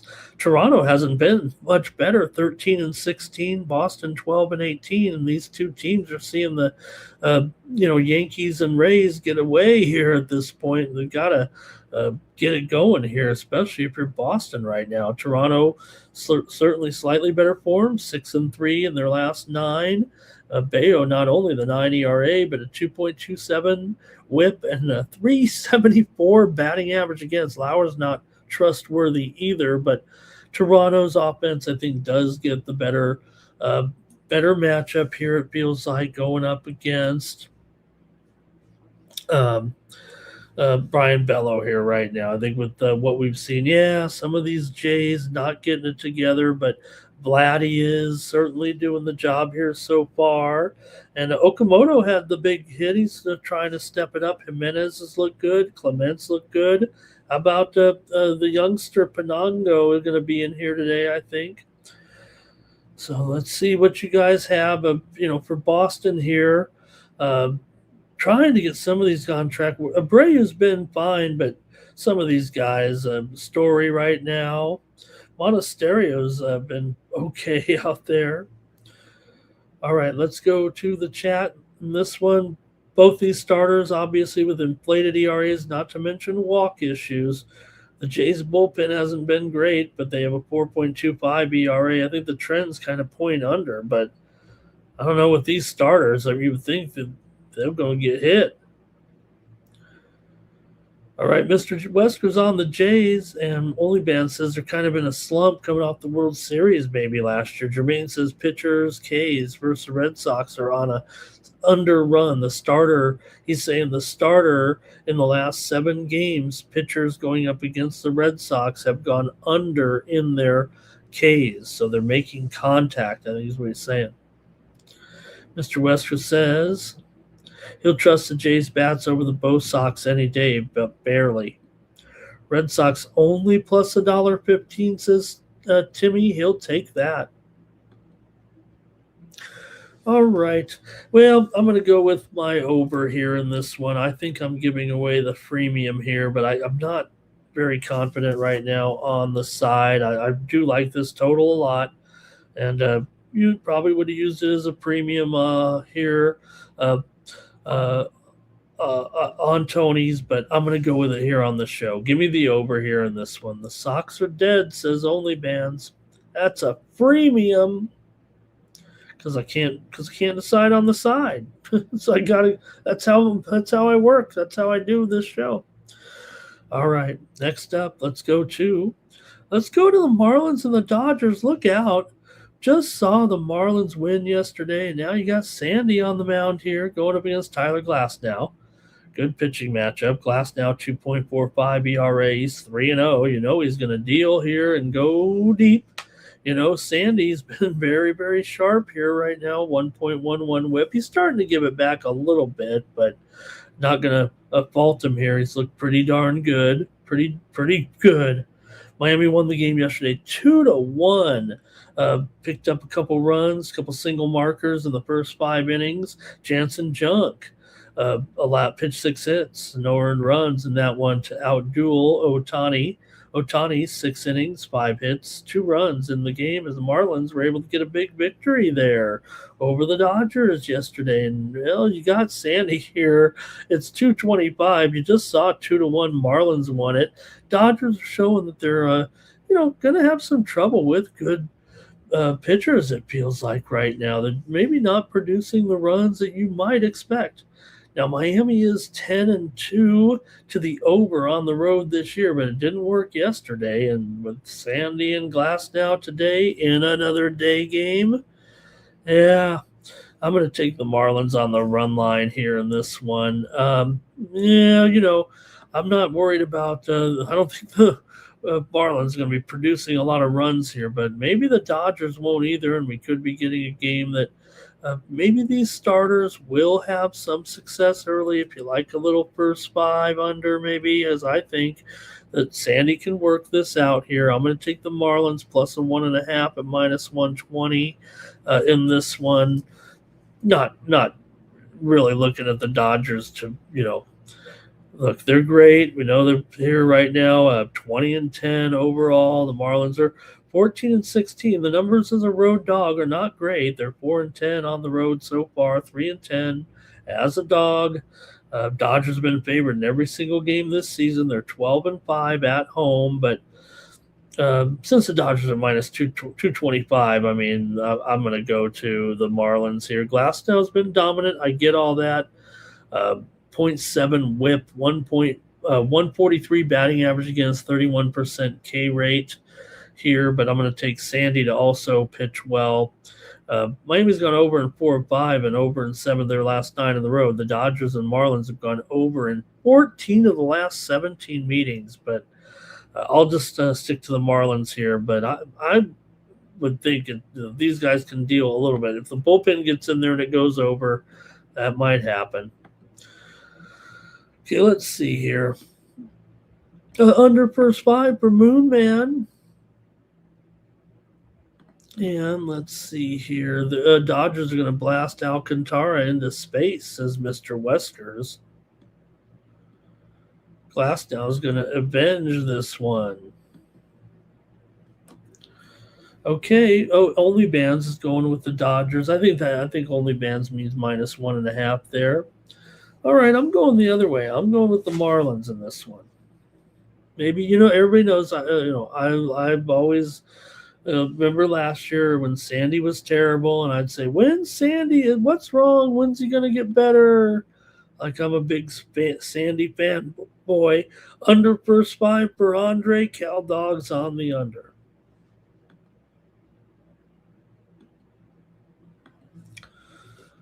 Next up, Cubs are on the road taking on my Padres, and give the Cubs credit. They were able to blast the Padres there yesterday, crushed them 8-3. PCA home run in that one as well, and the Cubs got a much needed win after 3 straight losses here on the West Coast. They were hot and they just ran into a good team here, but they were able to pound there a little bit. On Tuesday, today will be Jamison Tyone, 4.55 ERA, 1-1 record. You're wondering about Matt Waldron, when he's going to get that knuckleball under control. Well, he's the worst starter in the major leagues here right now. They're not going to be able to continue with this. They're going to get healthy here. They're going to get some pitching back here very soon. And Waldron, unfortunately, the Padres are just going to have to do this right now and go with Waldron here, but it's a pretty bad situation here. The Cubs might be able to pound him right now. He's really not at major league quality. 2.31 whip coming in, just 7 strikeouts so far in a couple appearances for Waldron. So what's going to have to happen here? I mean, the Padres do have a day off tomorrow, but hopefully they'll be getting back here soon. Pavetta just went on the injured list a little bit as well. The thing about Pavetta, he's had that injury before and has come back strong. So Padres just have to figure it out here right now with Waldron here in the lineup. And I don't know if they could maybe draw someone from AAA where Lucas Giolito has reported down there, not quite ready to go. There's also J.P. Sears that could be an answer as well. So problem is Padres just trying to manage their moves a little bit here before they have to decide what's going on. So maybe this is just one more for Waldron, hopefully, if you know what I mean.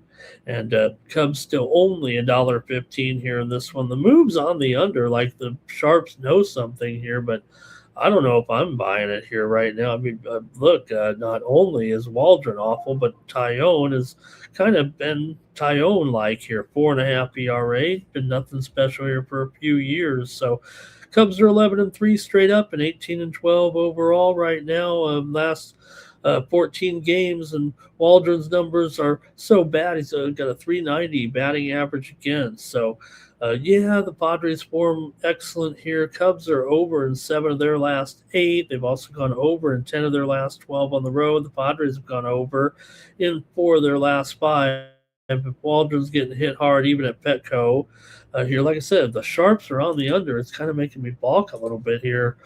Uh,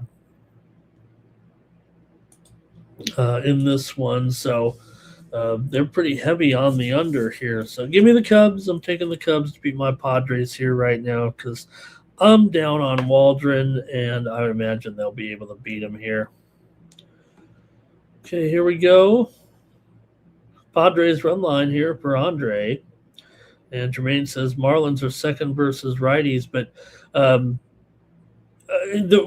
look, Waldron's bad, so that no problem with this stat. But I would also caution you that Waldron throws a knuckleball, and there are no knuckleballers, and it doesn't matter if you're. I mean, knuckleballers are always right-handed, but why is that? Why are knuckleballers always right? Has there been ever? I'm going to go to ChatGPT right now and look up left-handed knuckleballers. It'll probably take me back to 1914. But then there's nothing like a knuckleballer, and you either can hit them or you can't, or they all can hit them if the knuckleball just isn't working here like it hasn't for Waldron here this year. Here's only bands of the Padres on the run line. Mr. Weskers has been talking them up here. All Padres all year, but maybe it's just catching up. I tried to go against them in the first game because of the Mexico game when they won, but here I'm going against Waldron. Moonman's on the Cubbies. Look, I love it when he's had a few games in his career where he's.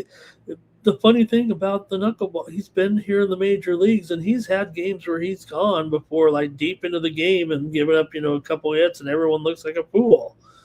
But you got to have it going, and if he doesn't have it going,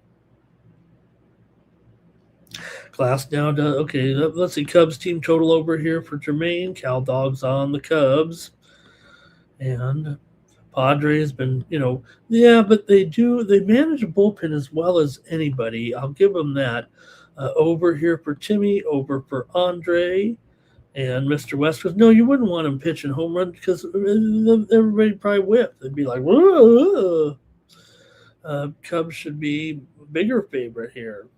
And only advances with Tyone.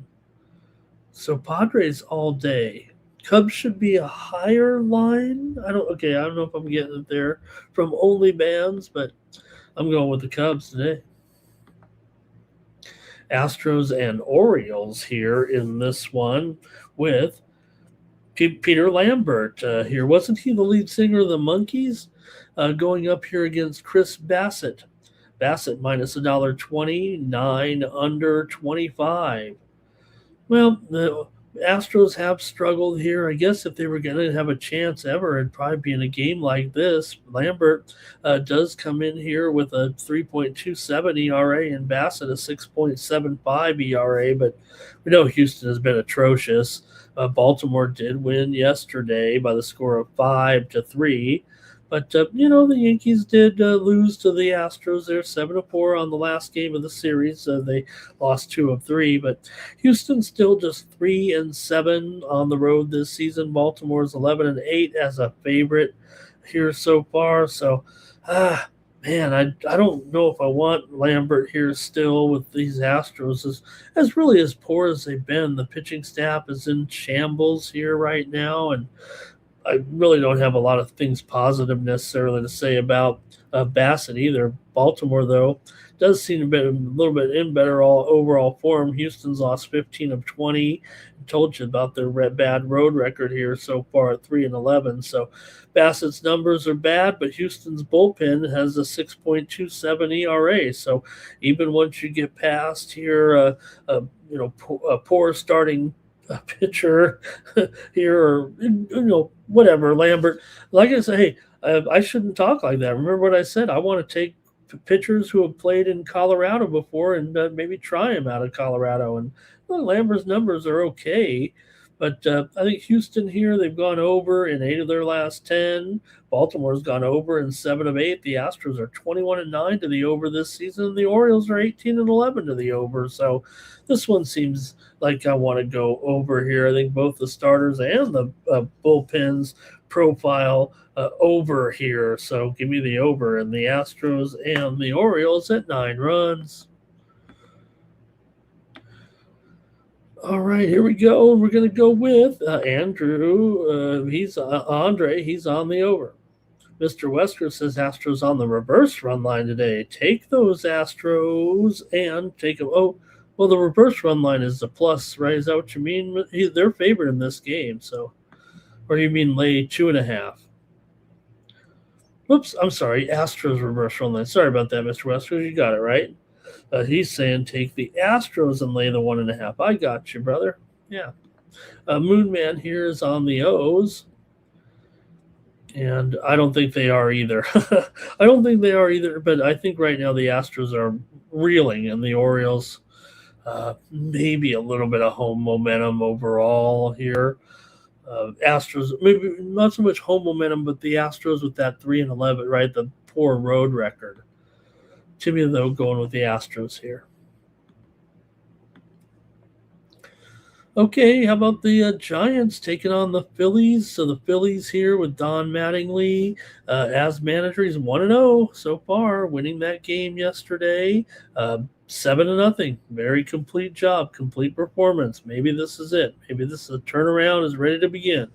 You've got Christopher Sanchez going in this one, 2.94 ERA. Yes, Logan Webb, 4.86 ERA so far for Webb, 1.38 WHIP. If his name didn't say Logan Webb, if it wasn't Logan Webb, you'd think it's just a mediocre pitcher here so far against one of the best pitchers in baseball. Yes, Sanchez's numbers are not great. He's putting too many men on base for sure. I mean, actually, with a 1.6 WHIP, that's to be a pretty. You have to wonder here. That number's got to come down, but you'd think it would. Still a 2.94 ERA. He's been able to manage the situations. That's a lot of work. Phillies here, we know they're going to have to try to fix this whole situation right now. A 10-19 start is not anything that you can overcome right away. It's going to take a couple weeks just to clean that up. San Francisco, though, just 13-16, 8-11 as an underdog. They're 6-7 on the road. Philly, 6-10 at home so far, but $1.35, it seems pretty manageable here. For I don't want to say it's a mismatch because Logan Webb can go out there at any time and have a pretty strong game. In fact, obviously his whip is a little bit better than Sanchez. Phillies have looked terrible. It's hard to build any confidence with this team right now. And the longer you look at that lineup, you guys were talking about some old players in there. These guys are starting to get old a little bit, right? And when you're not performing and you're old, it becomes a lot of the same thing.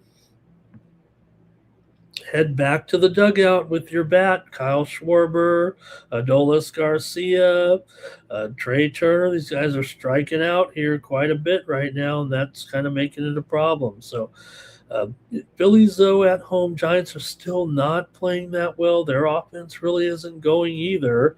So maybe these two, maybe Logan Webb has a good game. It is a night game here. So let's see what you guys think in this one. And it's weird that both teams have such poor records, and it feels like a pretty good and important game. So Sanchez has strong ERA and K numbers. The whip is bad. We know that, but Phillies still lost 11 of 9.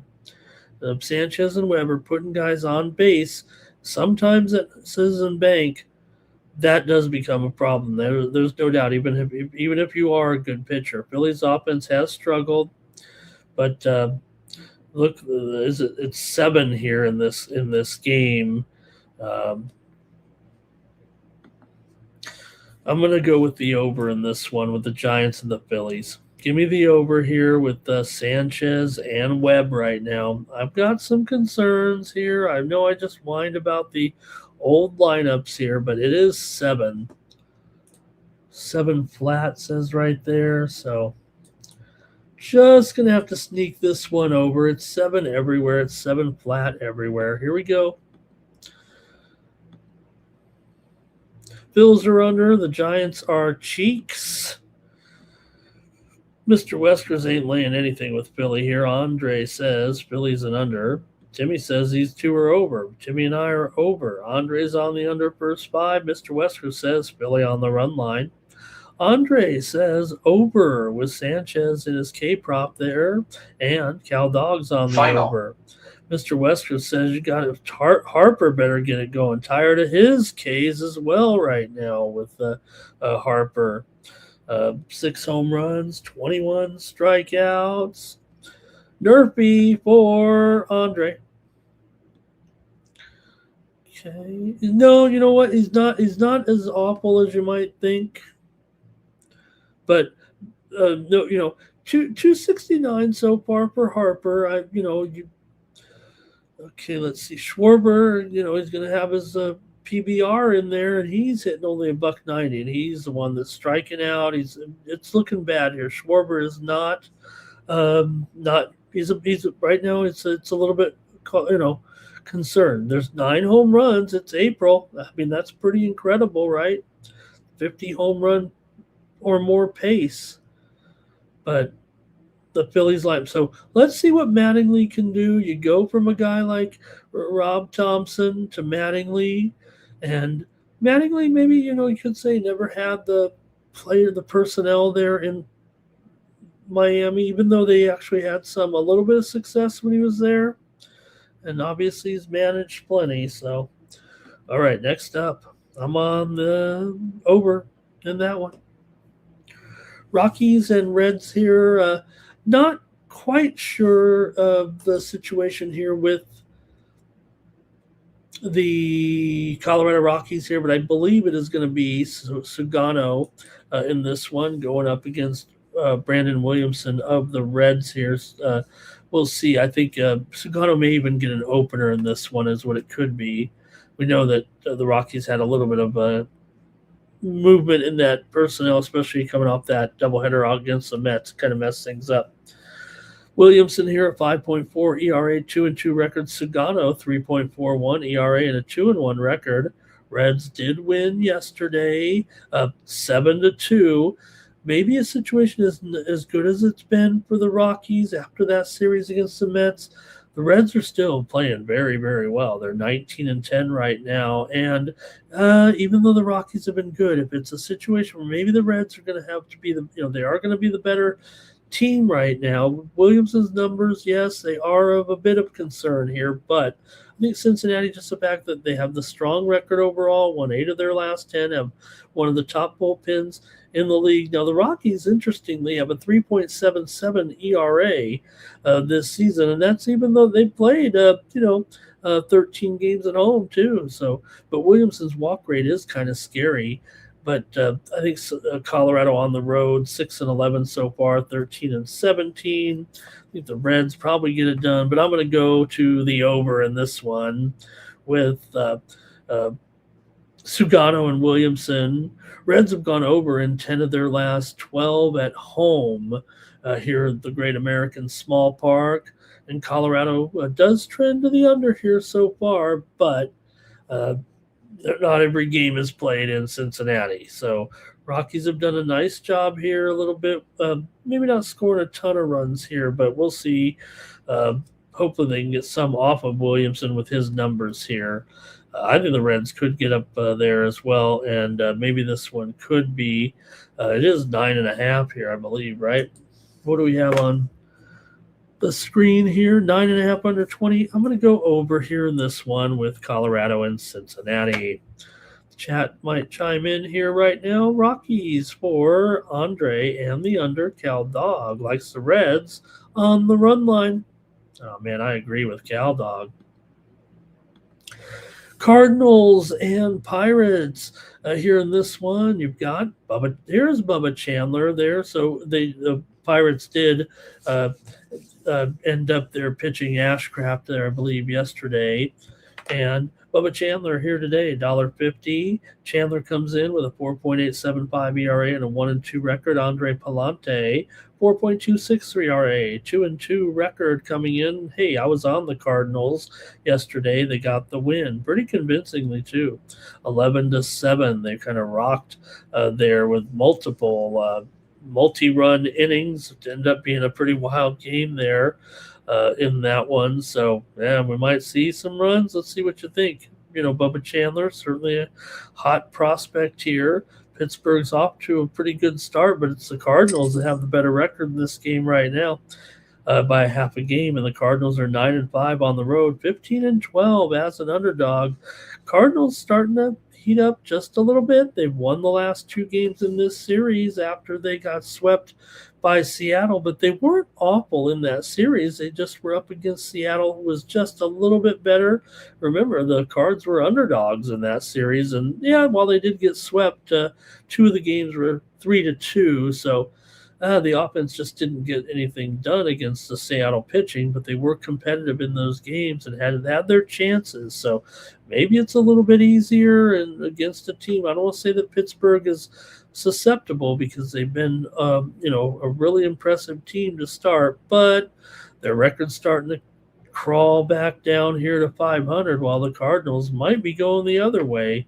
And for $1.50, got to see more from Bubba Chandler. Andre Palante has been in the major leagues here plenty. So, yeah, maybe Chandler's got the higher profile here long term, but let's see what you think in this one. Cardinals on the road taking on the Bucks here. Chandler here, the higher ERA for sure. The numbers are, like I said, a little bit high here right now, but also he's got a bit of a walk rate. So both starters really with some control concerns. The series, though, is under heavy overall when these two teams have met, when they particularly here in Cincinnati. 5 of the last 6 meetings between the two teams here have gone under, actually. And Colorado's never had much success here. 2-15. I'm sorry, Colorado. Let me get the right game up here.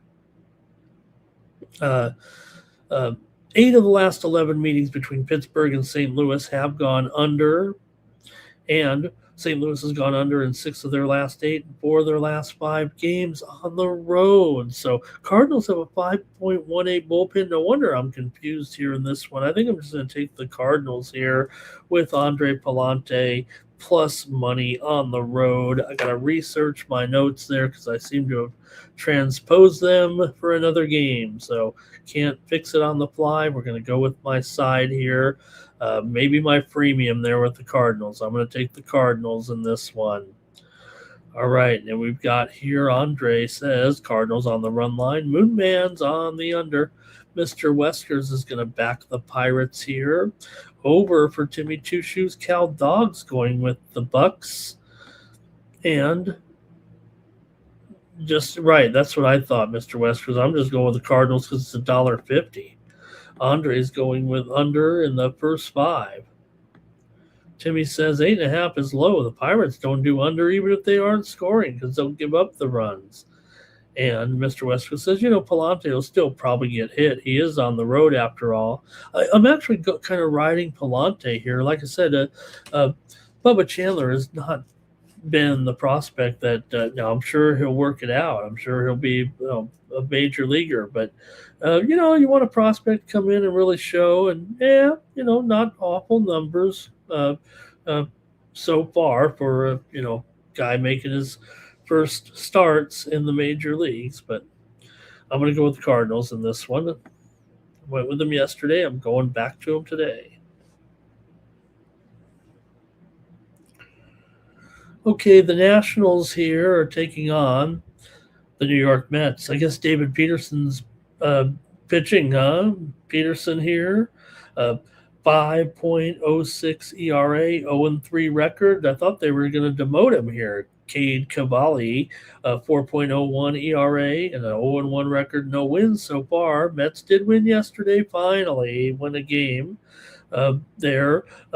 8-0. They got the shutout, no problem. They blitzed them there early, got the 7 runs in the fourth inning, were never headed. Washington could not get anything done. But, consider, obviously the uh, Mets did have Holmes in there. I was on the run line in this one, said this was a spot for the Mets to uh, get their get it going here, but not today. I'm going with the Nationals in this one. Give me Cade Cavalli, man. I'm going with Cavalli over Peterson. Peterson is having problems.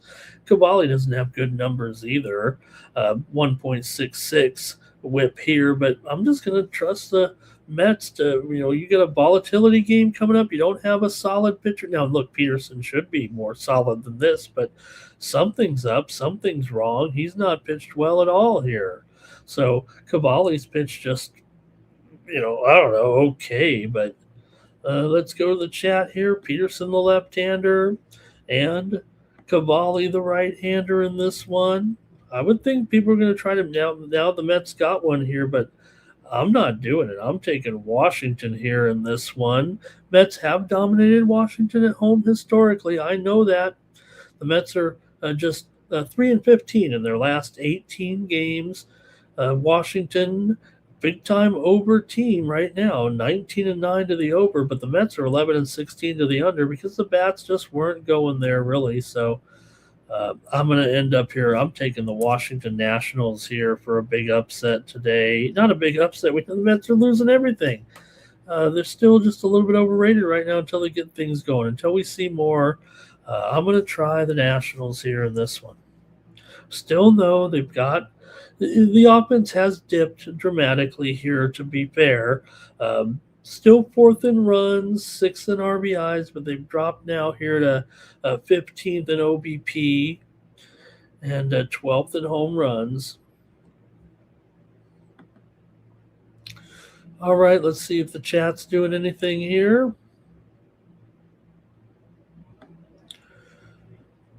Anything else, Nats run line for Andre, Cal Dog on the Nats.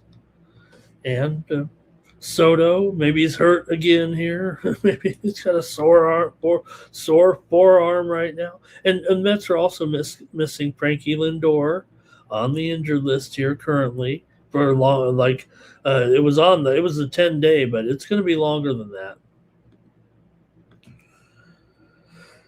Tigers and Braves here in this one. Got Tariq Skubal going up here against. Hey, look, for the Braves here, you've got J.R. Ritchie coming in. Not J.R. Richard, but I sure wish it was. 2.57 ERA, 1.0 whip. James Rodney Richard, you guys. I know I've got the oldest chat in the game. J.R. Richard, man. You are oh, boy. Braves have won the last 2 games here. Braves did win over Atlanta 5-2 in the series opener here. Atlanta right now coming off a win over Philadelphia before that. They've been playing pretty well here. Of course, they've been playing very well. They've been playing great. Who am I kidding? 20-10 this year. Detroit 6-12 on the road. They've been slowly getting a little bit better on the road, but lost yesterday's game. They're on the 5th game of the road trip here now. They've lost 3 of 4. Once again coming in. Skubal's awesome, but just watch it here with J.R. Ritchie. I think, might have a little something here. 2.57 ERA, 1.0 whip. Skubal, 2.72 ERA and a .99 whip here so far. So I think Ritchie's going to be able to hold his own here a little bit in this one. I think we'll see him pitch pretty well for a young hurler here, and not going to probably out-duel Skubal here, but if the Tigers' offense doesn't get anything going, eventually you got to get into the bullpen. I don't know if I think it's a great price or not. Kind of want to take the Braves here on the run line and just lay the $1.35 or whatever it is and figure that they have a chance. I don't think that's a bad call at all. I'm going to do that. I'm going to take the Braves here in this one at plus 1.5 minus $1.35. I'm not trusting the Tigers here to get Skubal a multi-run victory. I think that's the thing. I'm not fading Scooble at all, but I'm going to say right now, I'm going to go here with a closer game than anticipated in this one and take the run line. The Detroit is 10-10 as a run line favorite so far this season, and on the road they are 6-12 on the run line. Braves are 10-6 on the run line at home. They're not underdogs too often. I'm going to take the Braves here on the run line at minus $1.35, but yeah, I'm saving the total here, if you know what I mean. All right, here we go. Tigers win when Scooble plays, says Mr. Westers. Timmy's on the over here, over on Scooble's K's. Cal Dog says these new players are built like Fisher Price toys. That means they broke easy, right? Fisher Price toys. What were some of the Braves here for Andre? Can't believe Toys R Us went out of business.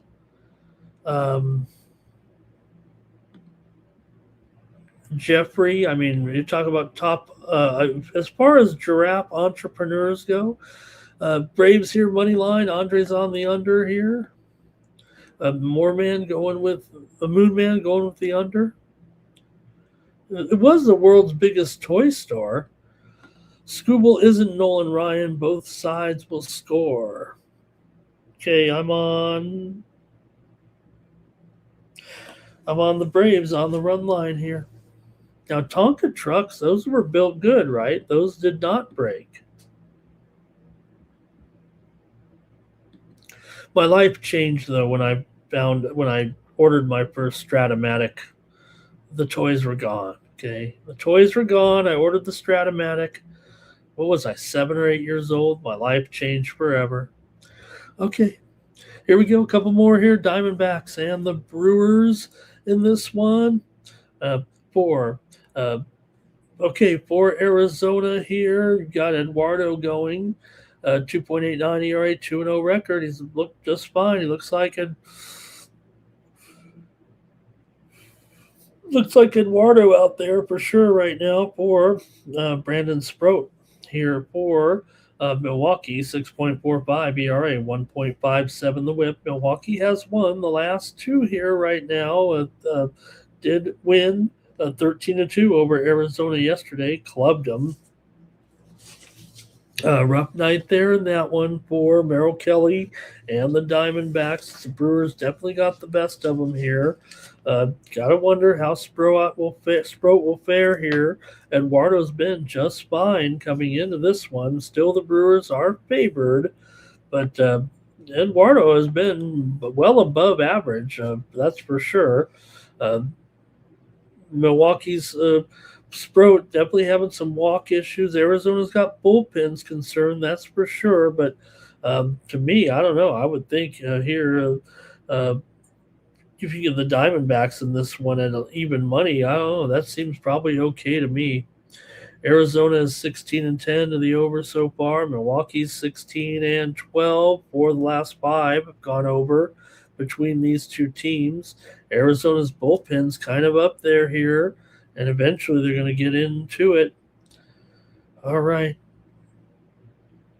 I'm gonna go ahead and take Arizona here with Rodriguez. That's what I'm gonna do. Kind of like in both games there, so I'll just pick one there. See what you guys have in the chat with the matchup here.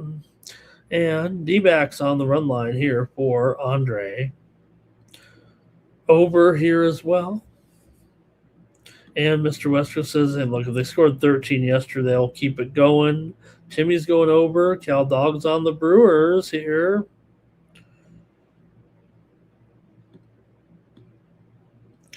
And D-backs for Andre.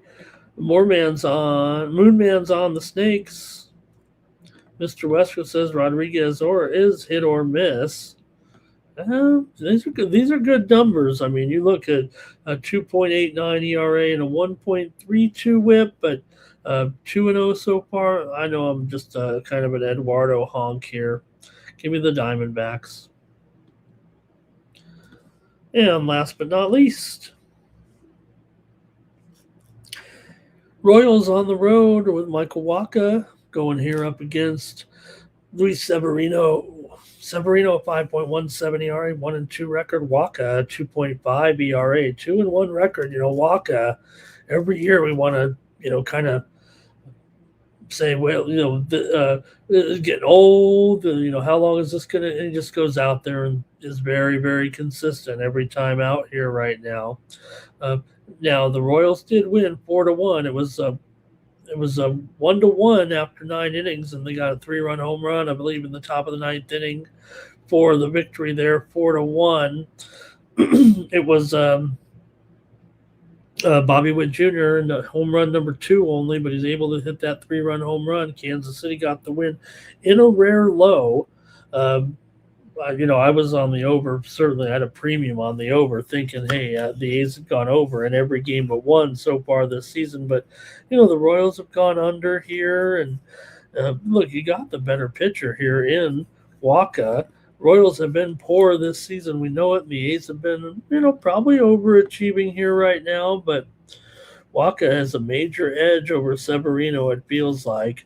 0.92 whip. A's in Kansas City have gone under in 5 of their last 6. You got the volatility of the stadium, but both bullpens can keep it together, I think, here from maybe getting rolling in this one. I just am scared to go under with really all the games for the A's, especially when they're a favorite. So, yeah, they've gone over in 9 of 11. But remember, in yesterday's game, Bubic was favored. So Oakland actually 5-0 to the favorite, 5-0 to the over when they're a favorite. All right, I'm taking the Kansas City Royals here with Michael Wacha on the road. Give me the Royals here over the A's. Yes, the A's are 15-14. The Royals are 12-17. Might be throwing my hands up there in that one. Let's see what you guys have in the chat.